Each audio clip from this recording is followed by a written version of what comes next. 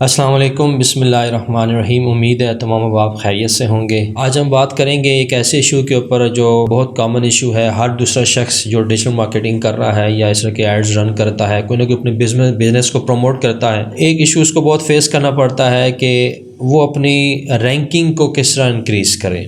मतलब जो ranking competition बहुत ज़्यादा है, जिस नीश के ऊपर, जिस डोमेन में उसका बिज़नेस है या उसकी प्रोडक्ट या सर्विसेज है या उसका चैनल है या उसका जो सोशल अपीयरेंस है, प्रेजेंस है, जिस भी नाम से जिस नीश के अंदर उसकी प्रेजेंस है, उसमें कंपटीशन बहुत ज़्यादा है। वो चाहता है कि गूगल का जो फर्स्ट पेज है, उस फर्स्ट पेज के ऊपर उसके कीवर्ड्स रैंक करें, उसका बिजनेस रैंक करें। जब हाई कंपटीशन के दौर में, जब हाई कंपटीशन की मार्केट के ऊपर आप अपने रैंकिंग को किस तरह इम्प्रूव कर सकते हैं।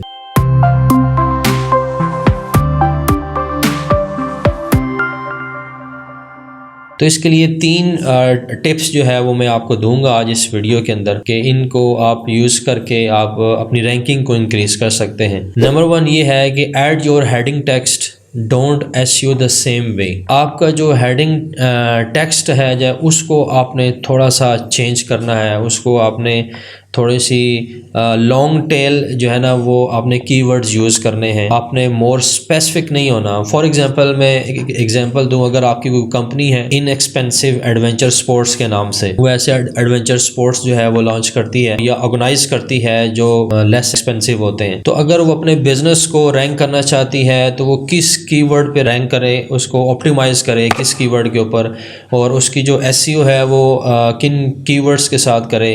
तो अगर तो वो इन कीवर्ड्स को उठाती है, लाइक एडवेंचर स्पोर्ट्स के नाम से कीवर्ड्स को वो ऑप्टिमाइज करना चाहती है, या वो इनएक्सपेंसिव स्पोर्ट्स के नाम से वो उसको रैंक करने की कोशिश करेगी, ठीक है, तो वो इस किस्म के कीवर्ड्स चूँकि बहुत जनरलाइज कीवर्ड्स हैं और ये ऑलरेडी बहुत सारी वेबसाइट्स के साथ, बहुत सारे बिजनेसेस के साथ ऑप्टिमाइज हुए होते हैं, तो इसको compete करना थोड़ा सा मुश्किल हो जाता है।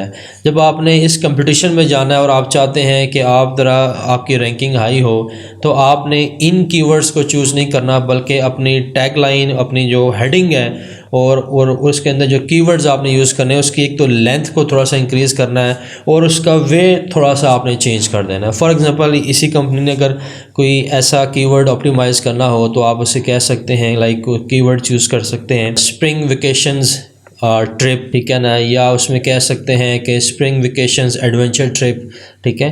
अब आपने क्या किया कि उसी नीश के अंदर उस कीवर्ड को थोड़ा सा लेंथी कर दिया, उसकी टेल थोड़ी सी लॉन्ग कर दी और उसको थोड़ा सा स्पेसिफिक कर दिया, थोड़ा सा यूनिक कर दिया, ठीक है। वो उस नीश के अंदर भी रह रहा है और वो उसके साथ रेलिवेंट भी है, वो इररेलिवेंट भी नहीं है, लेकिन उससे थोड़ा सा डिफरेंट भी है। आप एक मेन कंपटीशन से, एक मेन स्ट्रीम से थोड़ा सा आपने डेविएट किया है, ठीक है, और उसको एक उसकी हेडिंग के ऊपर थोड़ा सा काम किया है, उसके कीवर्ड्स के ऊपर थोड़ा काम किया है।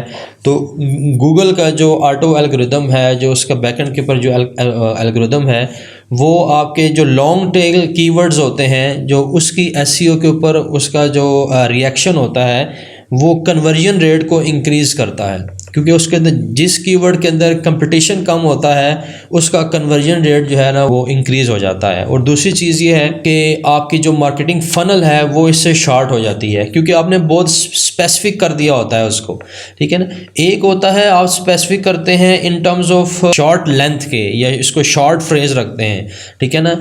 अब वो स्पेसिफिक कंसिडर नहीं होता। फॉर एग्जांपल अगर आपने एक लॉन्ग हेडिंग को आप कहते हैं मैं 2 वर्ड्स के अंदर मैंने उसको कन्वर्ट कर दिया है, 2 कीवर्ड्स के अंदर कन्वर्ट कर दिया है, लेकिन वो कीवर्ड्स ऐसे हैं जो ऑलरेडी जो हाई रैंक कीवर्ड्स हैं, तो उसको compete करना मुश्किल है। वो अपनी वेबसाइट के साथ किस तरह ऑप्टिमाइज़ करेंगे, उसके लिए तो एक लॉन्ग एफर्ट चाहिए, लॉन्ग टाइम उसके ऊपर कंसिस्टेंट वे में आप वर्किंग करते रहेंगे, तो it will take some time कि आप उसको गूगल के फर्स्ट पेज के ऊपर लेके आए, उसको हाई रैंक करें।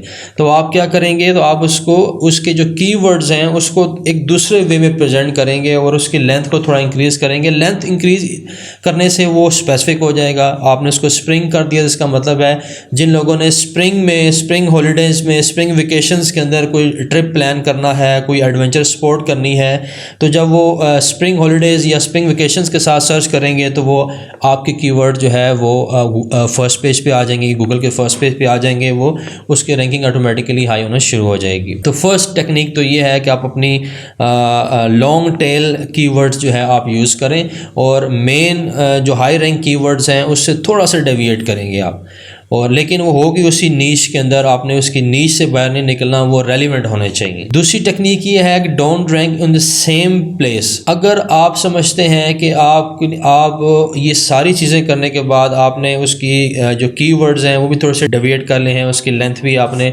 इंक्रीज़ कर ली है, उसको मोर स्पेसिफिक कर दिया है, इसके बावजूद वो उसका कंपटीशन बहुत ज़्यादा हाई है, आपकी एफ़र्ट के बावजूद उसके ऊपर आपने पेड कैंपेन्स लगाई हैं, एड्स लगाए हैं, ठीक है।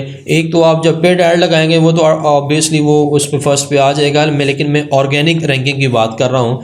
तो आपकी सारी एफर्ट के बावजूद जो है उसका कंपटीशन इतना हाई है कि आप गूगल के फर्स्ट पेज के ऊपर रैंक नहीं कर पा रहे। तो ज़रूरी नहीं है अगर आप गूगल के फर्स्ट पेज पे रैंक नहीं हो रहे तो आप रैंक नहीं हो सकते, या आप अपनी एसईओ को बंद कर दें, या इसके अलावा कोई ऑप्शन नहीं है तो आप यह किसी डिफरेंट प्लेस के ऊपर उसको रैंक कर दें। फॉर एग्जांपल आप यूट्यूब के ऊपर रैंक करना शुरू कर दें, आप अपनी प्रोडक्ट्स की या सर्विसेज की ऐसी वीडियोस बनाना शुरू कर दें और उसके डिस्क्रिप्शन के अंदर, उसके टाइटल के अंदर जो है वही कीवर्ड्स आप उसके साथ ऑप्टिमाइज़ करें और कोशिश करें कि उन कीवर्ड्स को जब यूट्यूब के ऊपर कोई सर्च करे तो आपकी टॉप 10 वीडियोस के अंदर या टॉप 3 to 4 वीडियोस के अंदर या उसके जो फर्स्ट पेज है उसका सर्च रिजल्ट के फर्स्ट पेज के ऊपर आपकी वीडियो आनी चाहिए। तो आप उसके यूट्यूब के ऊपर रैंक कर लें। तो ज़रूरी नहीं है कि अगर आप एक प्लेस के ऊपर रिजल्ट नहीं आ रहा तो आप अपनी इसकी एसईओ रोक दें या उसी के ऊपर बार बार एफर्ट कर दें और उसका कोई रिजल्ट ना हो। आप उसकी प्लेस चेंज कर दें, उसका प्लेटफॉर्म चेंज कर दें और किसी और प्लेटफॉर्म के ऊपर आप उसको रैंक कर दें। और तीसरी टेक्निक ये है वो है फोकस ऑन कस्टमर एक्सपीरियंस। आपका जो कस्टमर एक्सपीरियंस है उसके ऊपर आप फोकस करेंगे तो अपनी रैंकिंग को इंक्रीज़ कर सकते हैं। गूगल का एल्गोरिदम जो है वो ऑब्ज़र्व कर रहा होता है, वो नोट कर रहा होता है आपके वेब पेज के ऊपर, आपकी वेबसाइट के ऊपर जितनी भी एक्टिविटी, एक इवेंट क्रिएट होता है, जब विजिटर जाता है उसके ऊपर ब्राउज़ कर रहा होता है और उसके ऊपर वो रीड कर रहा होता है, तो जो कस्टमर का, यूज़र का जो एक्सपीरियंस है गूगल उसको नोट कर रहा होता है। वो ये चेक करता है कि यूज़र उसको कितना इंजॉय कर रहा है और वो कितना उसके अंदर कन्फ्यूजिंग है, उसमें बाउंस रेट कितना आ रहा है, वो उसके लिए यूज़र फ्रेंडली आपने कितना बनाया है। तो जो यूज़र एक्सपीरियंस है उसको आप ऑब्ज़र्व करते रहें। गूगल एनालिटिक्स के ज़रिए, सर्च कंसोल के ज़रिए और डिफरेंट वेज़ बताए थे जिससे आप अपने यूज़र को ऑब्ज़र्व कर सकते हैं, कस्टमर को ऑब्ज़र्व कर सकते हैं। वो आप इसके लिए आप मेरी दूसरी वीडियो देख सकते हैं कि आप किस तरह अपने यूज़र के एक्सपीरियंस को जो है वो नोट कर सकते हैं, ऑब्ज़र्व कर सकते हैं। अगर आप उस यूज़र एक्सपीरियंस को भी इम्प्रूव करें और अपने विजिटर को जो है एक अच्छा कंटेंट और एक सिमेट्री के अंदर सिंपल और टू द पॉइंट और यूज़र फ्रेंडली जो है लेआउट के ज़रिए उसे अगर अपनी वेबसाइट, अपना कंटेंट दिखाएंगे तो ये भी आपकी रैंकिंग को इम्प्रूव करने में आपकी हेल्प करेगा एक टफ़ कंपटीशन के अंदर भी। ऑल्दो आपके कीवर्ड्स तो हाई कंपटीशन के अंदर हैं उसको, लेकिन आपकी यूज़र फ्रेंडली और कस्टमर एक्सपीरियंस को इम्प्रूव करने से आपके कीवर्ड्स भी उनका रैंक हाई हो सकता है। तो ये 3 टेक्निक्स हैं, टिप्स हैं जिनको मैं फिर रिपीट कर देता हूँ कि आप अपनी जो एसईओ है वो सेम वे के अंदर अपनी एसईओ ना करें। आपके जो कीवर्ड्स हैं उसको थोड़ा सा मोल्ड करके और उसकी लॉन्ग टेल कीवर्ड आप यूज़ करेंगे तो ये भी इम्प्रूव कर सकता है आपकी रैंकिंग को।